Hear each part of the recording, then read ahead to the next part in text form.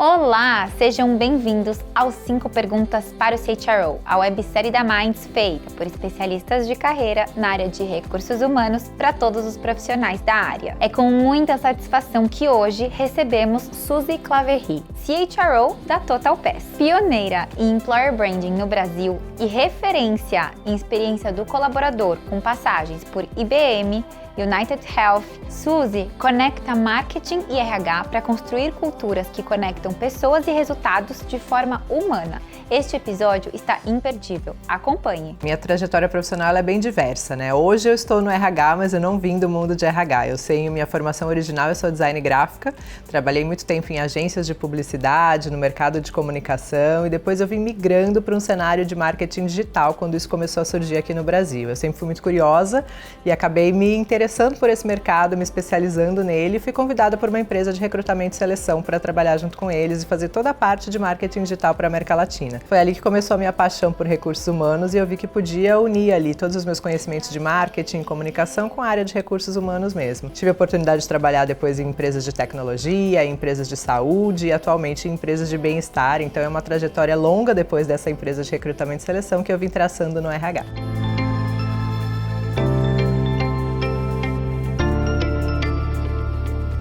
Sempre foi difícil e continua sendo hoje convencer os CEOs a investirem em Employer Branding. A grande verdade é que eles só vão começar a investir quando realmente a parte de Talent Acquisition, quando a gente está tendo dificuldades com as questões de atração de candidatos, é realmente uma dor muito forte do negócio. E aí eles entendem que o Employer Branding pode impulsionar isso. Mas poucas pessoas conhecem o que realmente é Employer Branding, né? E realmente é uma criação de reputação como marca empregadora. E uma das brincadeiras, muitas vezes quando a gente ainda não tinha cases de mercado, desde que eu comecei a trabalhar, ainda era difícil falar sobre números, outras empresas que tiveram sucesso, outras estratégias bem aplicadas, e aí falar sobre esses desafios antes de você conseguir apresentar com concretude ficava mais difícil. Mas eu sempre fazia uma brincadeira com os CEOs ou com as lideranças que eu precisava convencer a ter uma estratégia de Employer Branding. E uma das brincadeiras era perguntar justamente para eles: você compra alguma pasta de dente, por exemplo? E aí geralmente você fala que compra, né? E tem uma marca que você utiliza com mais recorrência. E aí a grande brincadeira é: por acaso você já entrou no site de trabalho dessa empresa? Você já procurou como é trabalhar dentro dessa empresa? Você já conversou com pessoas que estão dentro dessa empresa hoje, sabem como é o ambiente de trabalho dentro delas? 99% das vezes a resposta é não. Ou seja, mesmo com todos os investimentos que os CEOs falavam: eu faço muito investimento de marketing, então eu não preciso investir em marca empregadora. Na verdade, esses investimentos, eles são complementares, eles não são os mesmos, né? Quando eu invisto em marca, ela faz muito sentido para o meu mercado consumidor final, mas quando eu invisto em marca empregadora, ele vai entender que eu sou realmente uma potencial empresa como empregadora.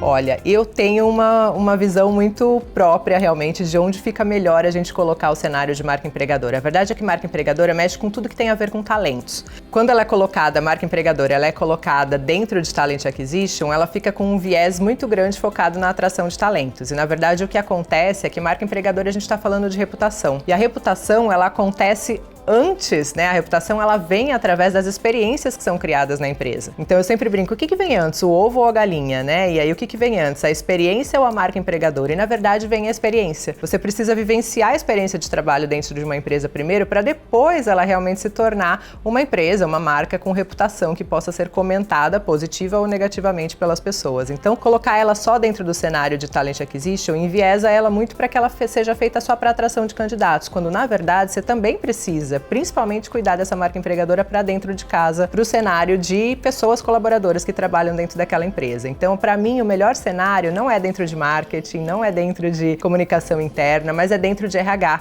dentro de uma estrutura que consiga olhar a companhia, a organização de uma maneira mais holística, completa e com todos os focos, tanto em experiência do candidato quanto em experiência da pessoa colaboradora.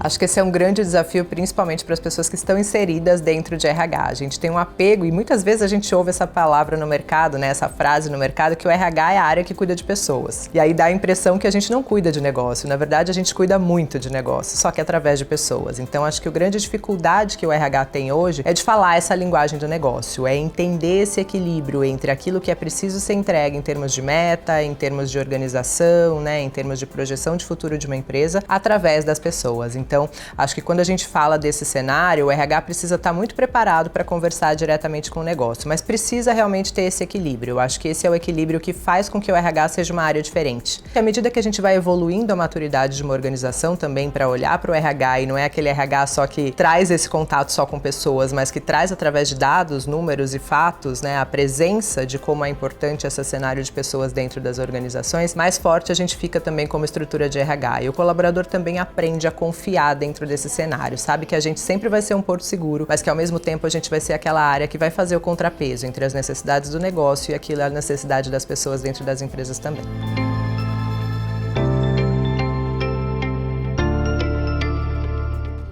Acho que o que ajuda a tangibilizar muito o que é real dentro de uma empresa e o que é realmente essa oferta de trabalho é o que a gente chama dentro de Employer Branding de EVP ou de Employer Value Proposition, que são as propostas de valor de uma empresa como marca empregadora. Esse processo, quando bem construído, ele é um aliado muito forte dentro da estratégia de Employer Branding. Ele realmente beneficia a empresa se ele é construído de uma maneira correta, que é com o olhar daquilo que eu desejo para o futuro daquela organização, daquilo que eu tenho um pouco de inspiração, de como eu quero que a minha organização, a minha marca seja vista, ou seja, ela não é agora ainda, mas eu quero que seja no futuro, mas eu diria que isso é uns 5%. 95% tem que ser aquilo que ela é de realidade. Então esses valores, né, essas propostas de valor têm que ser muito correlacionadas com aquilo que eu realmente entrego. E isso é uma combinação de vários fatores, né? A combinação do que a liderança enxerga sobre o que a organização entrega, mas principalmente o que as lideranças intermediárias enxergam sobre aquilo e as pessoas colaboradoras enxergam sobre aquela real oferta de trabalho. Por isso que muitas vezes você vai ver empresas, e a gente chama de empresas fake no mercado, que são justamente essas empresas que falam que fazem uma coisa ou que se posicionam de um modo, no dia a dia aquilo não funciona. Hoje as pessoas não querem mais ver máscaras nessas empresas, né? Na verdade é que a gente não quer empresas perfeitas, a gente quer empresas reais. Eu quero saber quais são os defeitos daquela empresa para ter certeza se aqueles defeitos serão aceitáveis para mim, se eles vão de acordo com aquilo que eu quero enfrentar de desafio de carreira, se eles estão de acordo com aquilo, né, com os valores que eu tenho pessoais e até onde essa combinação funciona. Essa linguagem transparente acontece muito profundamente através do Employee Value Proposition. Então, quanto mais próximo, genuíno, real ele for, né, e mostrando inclusive as suas imperfeições. Não adianta você falar que você é uma empresa que favorece a diversidade, mas você vai conversar com os colaboradores, eles contam que aquela história não é a que acontece de verdade nos bastidores.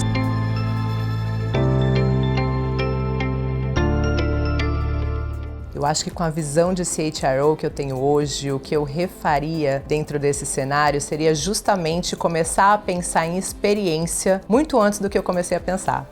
E olha que eu atrelei muito o cenário de Employer Branding com experiência muito cedo na minha carreira, mas ainda assim essa seria uma coisa que eu pensaria ainda muito antes, né? Acho que esse entendimento de que o Employer Branding é de dentro para fora e não de fora para dentro foi algo que eu fui traçando, né, junto com a experiência que eu fui construindo de carreira. Mas entender essa virada de chave, entender que precisava ser construída uma experiência positiva antes, para depois isso virar reputação, é uma coisa que faz muito sentido.